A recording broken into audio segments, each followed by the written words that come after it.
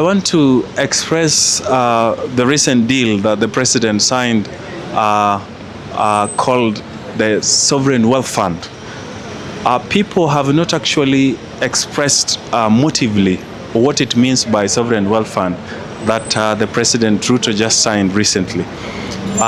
Looking into how nations have actually thrived and seeing that the world and countries and nations are at threat at sometimes. Geopolitical wars, they are recurring, and we can see what is happening between, Israel and Iran, Yemen, United States and Iran, and Lebanon and Israel, so forth and so on. It is very fundamental that a country be in a position to protect itself, not for just the present congregation or not just the present population, but for their future of their children. Kenya as a nation has got 80% of young people, and we are growing day by day. I can say that Sovereign Wealth Fund has actually been something that was successful in many countries. To be specific, Norway, which actually accumulated $284 billion as Sovereign Wealth Fund.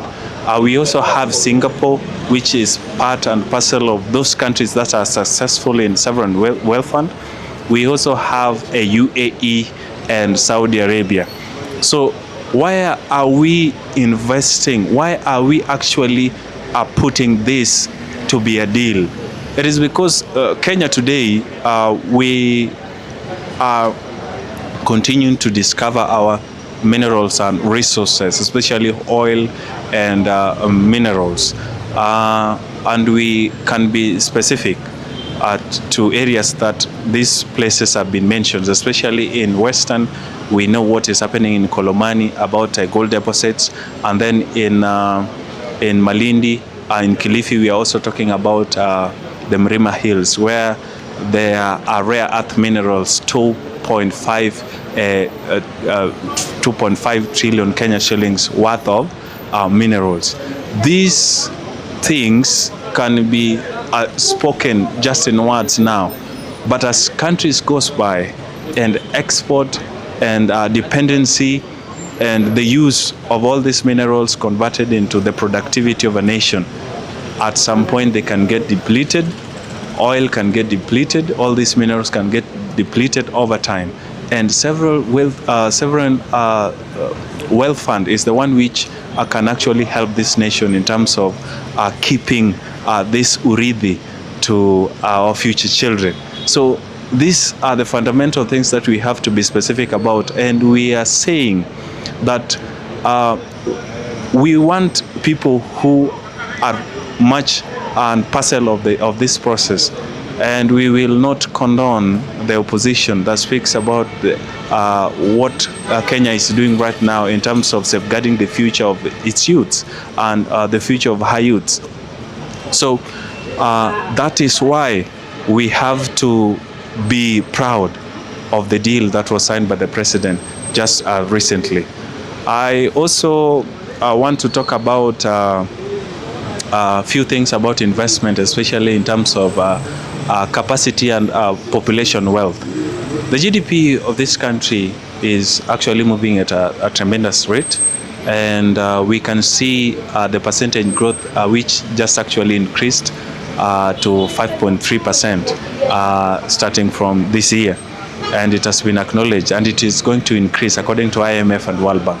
So this is telling you that the structure of what the president is actually doing is setting us in a clear path, that what we are saying is that Kenya today is in a better place. And we saw actually what happens when the war was happening and interrupted the oil through the G2G that happened between Kenya and the Saudi oil companies, which it helped Kenya in terms of the crisis, while our neighbor Ethiopia was actually having that problem. And we saw what happened just recently, and now we are stable because of those precautions.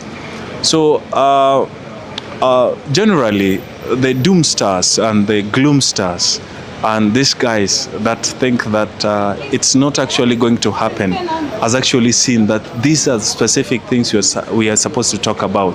These progresses are the ones that we are speaking about.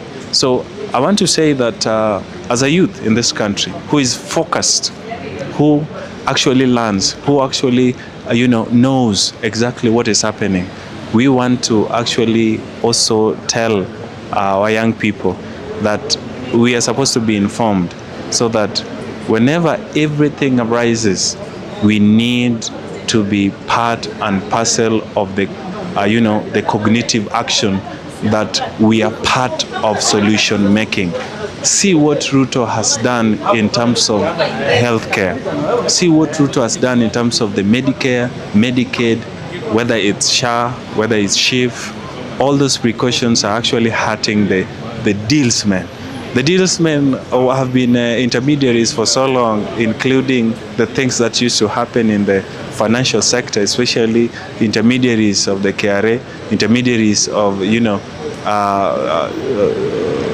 tax, financial, live tax financial systems, which used to happen before the revolution of the e-citizen.